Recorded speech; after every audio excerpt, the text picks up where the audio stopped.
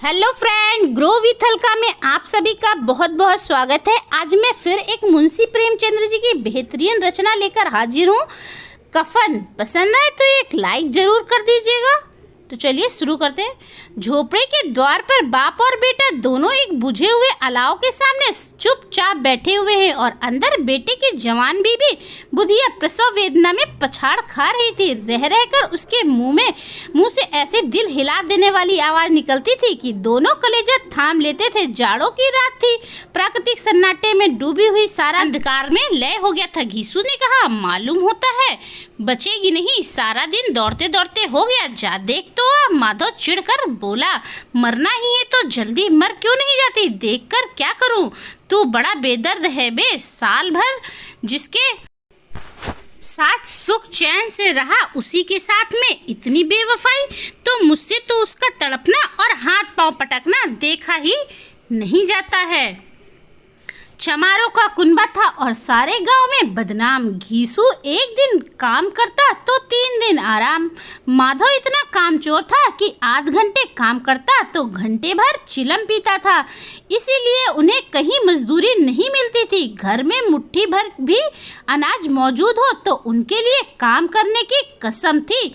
जब 2-4 फाके हो जाते तो घीसू पेड़ पर चढ़ के लकड़ियां तोड़ लाता और माधव बाजार से बेच लाता। और जब वह पैसे रहते दोनों इधर उधर मारे मारे फिरते। जब फाके की नौबत आ जाती तो फिर लकड़ियां तोड़ते या मजदूरी तलाश करते। गांव में काम की कमी नहीं थी। किसानों का गांव था। मेहनती आदमियों के लिए 50 काम थे, मगर इधर दोनों को उसी वक्त बुलाते थे जब 2 आदमियों से एक काम पाकर भी संतोष कर लेने के सिवा और कोई चारा ना हो। अगर दोनों साधु होते तो उन्हें संतोष और धैर्य के लिए संयम और नियम की जरूरत ना होती। या तो इनकी प्रकृति थी, विचित्र जीवन था इनका। घर में मिट्टी के 2-4 बर्तन के सिवा कोई संपत्ति नहीं थी।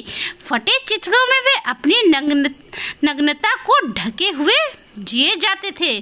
संसार की चिंताओं से मुक्त, कर्ज से लदे हुए, गालियां भी खाते, मार भी खाते, मगर कोई भी गम नहीं था। दीन इतने भी वसूली की बिल्कुल आशा न रखते, पर भी लोग उन्हें कुछ न कुछ कर्ज देते थे। मटर आलू की फसल में दूसरों के खेतों में मटर या आलू उखाड़ लाते और भून कर खा लेते, या 10-5 ऊख उखाड़ लाते और रात को चूसते। घीसू ने इसी आकाश प्रवृत्ति से 8 साल की उम्र काट दी और माधव की भी सपूत बेटे की तरह बाप के ही पद चिन्हों पर चल रहा था, बल्कि उसका नाम और भी उजागर कर रहा था। इस वक्त भी दोनों अलाव के सामने बैठकर आलू भून रहे थे, जो कि किसी के खेत से खोद कर लाए थे। घीसू की स्त्री का तो बहुत दिन हुए देहांत हो गया था। माधव का ब्याह पिछले साल ही हुआ था। जब से यह औरत आई थी उसने इन खानदान में व्यवस्था की नींव डाली थी और इन दोनों बेगैरतों का दोजख भरती रहती थी। जब से वह आई दोनों और भी आराम तलब हो गए थे, बल्कि कुछ अकड़ने भी लगे थे। कोई कार्य करने को बुलाता तो निर्वाज भाव से दुगनी मजदूरी मांगते। और औरत आज प्रसव वेदना में मर रही थी और यह दोनों शायद इसी का इंतजार में थे कि वह मर जाए तो आराम से सोए। घीसू ने आलू निकालकर छीलते हुए कहा, जाकर देख तो क्या दशा है उसकी। चुड़ैल का फिसाद होगा और क्या। यहाँ तो ओझा भी 1 रुपया मांगता है। माधव को भय था कि या वह कोठरी में गया तो घीसू आलूओं का बड़ा भाग साफ कर देगा। बोला, मुझे वहां जाते डर लगता है। डर किस बात का? मैं तो यहाँ हूँ ही, तो तुम ही जाकर देख लो ना। मेरी औरत जब मर रही थी तो मैं 3 दिन तक उसके पास से हिला तक नहीं था, और मुझसे लजाएगी कि नहीं, जिसका कभी मुंह नहीं देखा।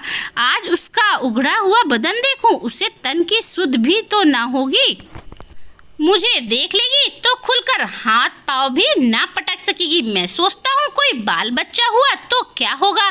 सोठ गुड़ तेल कुछ भी तो नहीं है घर में, सब कुछ आ जाएगा भगवान दे तो। जो लोग अभी पैसा नहीं दे रहे वे ही कल बुलाकर रुपए देंगे। मेरे 9 लड़के हुए, घर में कभी कुछ ना था, मगर भगवान ने किसी न किसी तरह बेड़ा पार ही लगाया। जिस समाज में रात दिन मेहनत करने वालों की हालत उनकी हालत से कुछ बहुत अच्छी ना थी और किसानों के मुकाबले में वे लोग जो किसानों की दुर्बलता के लाभ उठाना जानते थे वही ज़्यादा संपन्न थे, वहाँ इस तरह की मनोवृत्ति पैदा हो जाना कोई अचरज की बात ना थी। हम तो यही कहेंगे घीसू किसानों से कहीं ज़्यादा विचारवान था और किसानों के विचार शून्य समूह में शामिल होने के बदले बैठकबाजों की कुतर्तिया मंडली में जा मिला था। हाँ, उसमें वह शक्ति न थी कि बैठकबाजों के नियम और नीति का पालन करता, इसलिए जहां उसकी मंडली में के और लोग गांव के सरगना और मुखिया बने होते थे उस पर सारा गांव उंगली उठाता था। फिर भी उसे यह तस्कनी थी कि अगर वह फटे हाल है तो कम से कम उसे किसानों की सी जी तोड़ मेहनत तो नहीं करनी पड़ती और उसकी सरलता और निडरता से दूसरे लोग बेजा फायदा तो नहीं उठाते। दोनों आलू निकाल कर जलते जलते खाने लगे।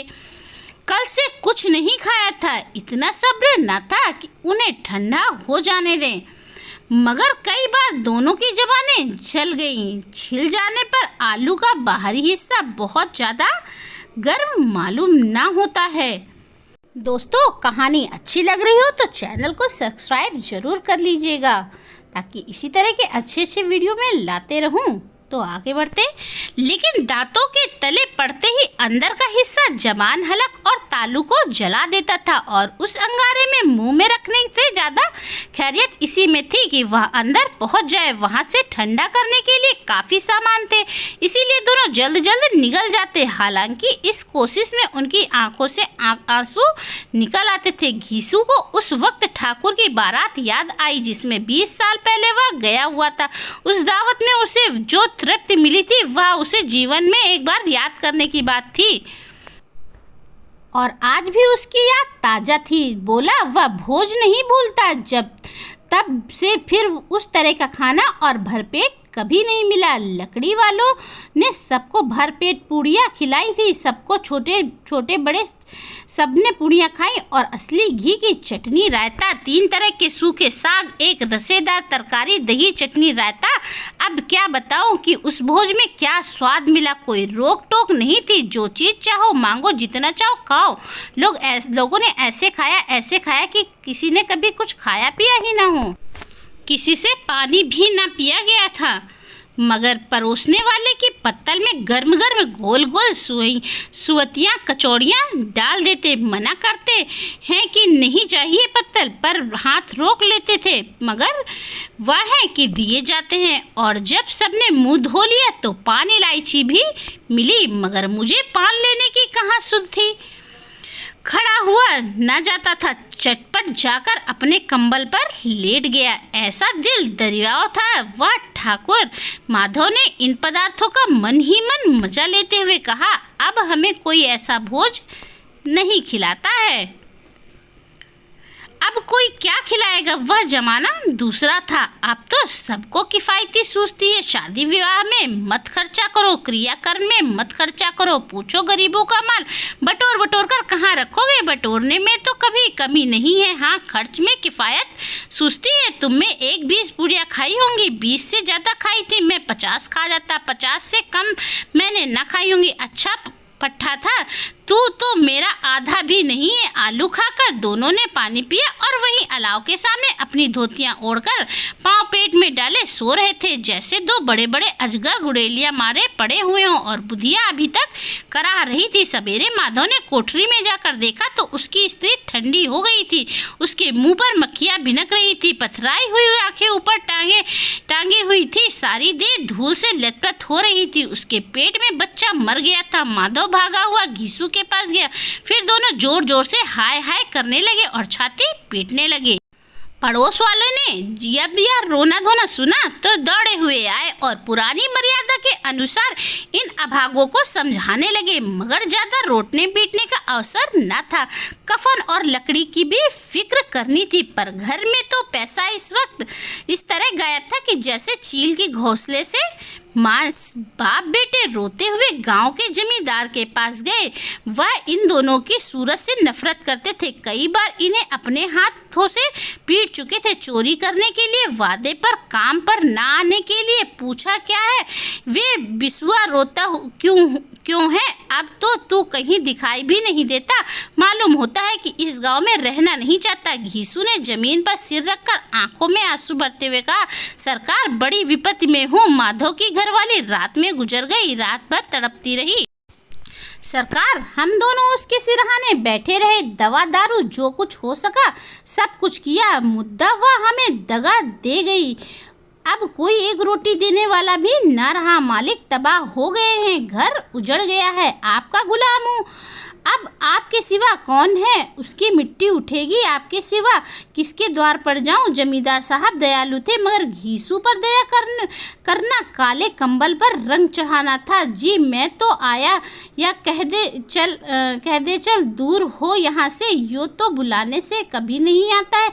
आज गरज पड़ी है तो आकर खुशामद कर रहा है। हरामखोर कहीं का बदमाश। लेकिन यह क्रोध या दंड का अवसर ना था। जी में कुढ़ते हुए 200 रुपये निकाल कर फेंक दिए, मगर सांत्वना का एक भी शब्द मुंह से ना निकला। उसकी तरफ ताका भी नहीं, जैसे सिर का बोझ उतारा हो। जब जमींदार साहब ने 200 रुपये दे दिए तो गांव के बनिए महाजन को इनकार कर साहस कैसे होता।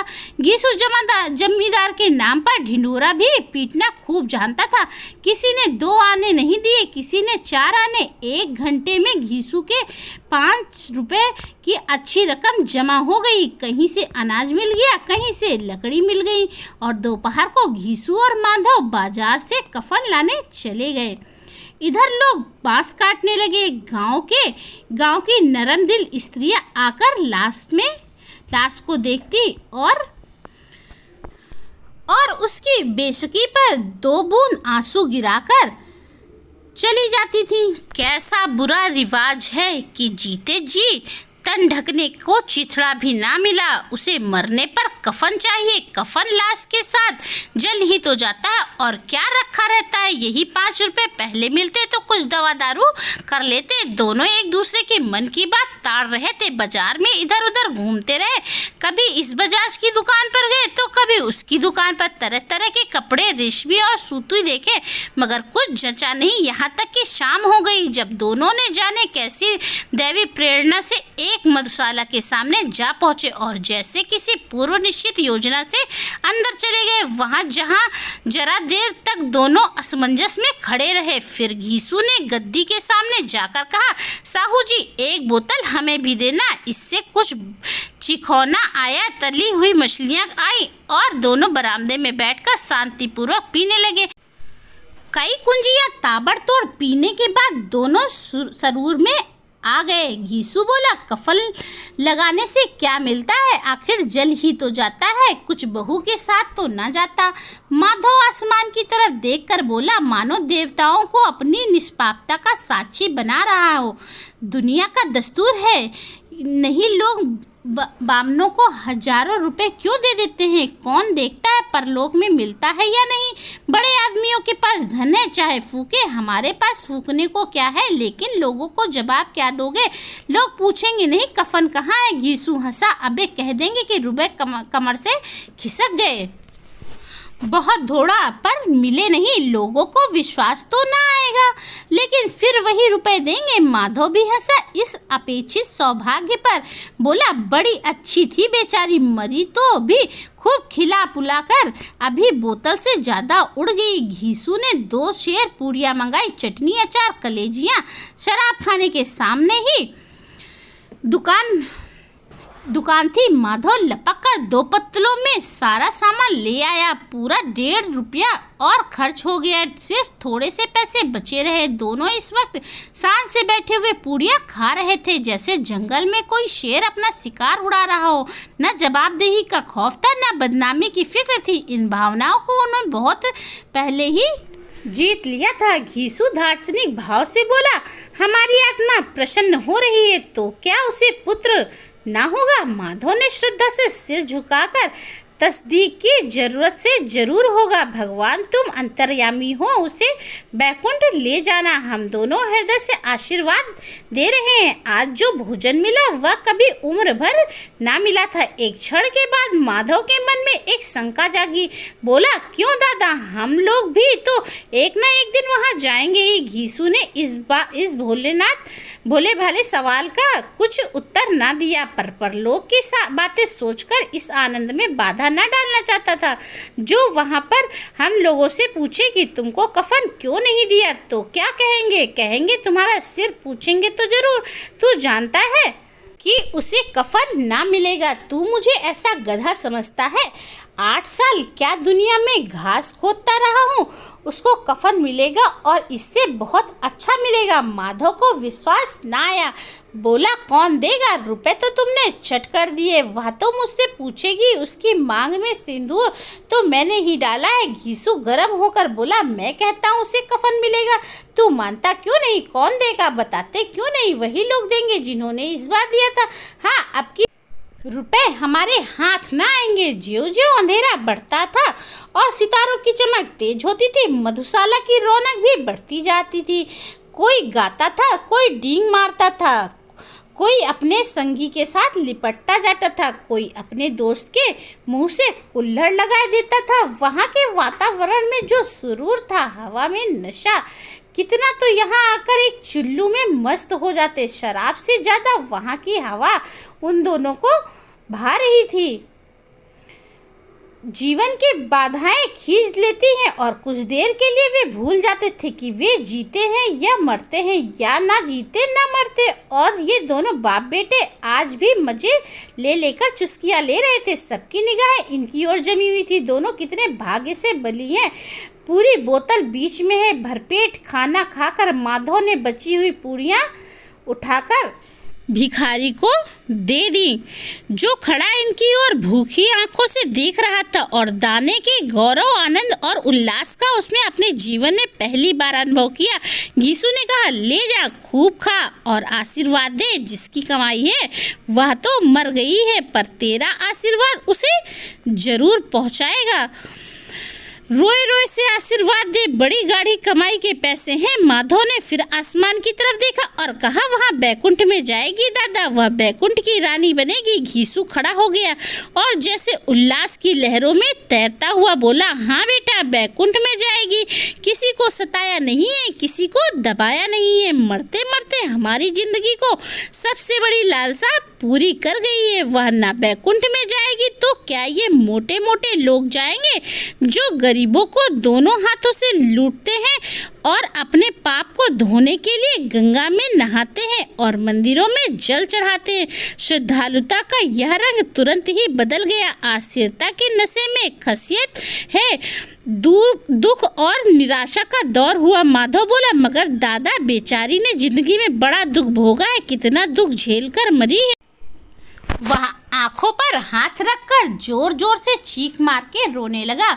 घीसू ने समझाया, क्यों रोते हो? वह माया जाल से मुक्त हो गई, जंजाल से छूट गई। बड़ी भाग्यवान थी जो इतनी जल्द माया मोह के बंधन तोड़ दिए। और दोनों खड़े होकर गाने लगे, ठगनी क्यों नैना चमकावे, ठगनी क्यों।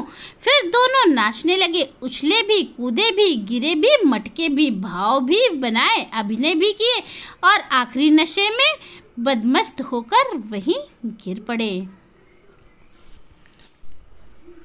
तो दोस्तों, इस कहानी को लेकर आपकी जो राय हो वो हमें कमेंट बॉक्स में ज़रूर बता दीजिएगा। और इसी तरह की अच्छी अच्छी कहानियाँ सुनने के लिए हमारे चैनल को सब्सक्राइब करना ना भूलिएगा।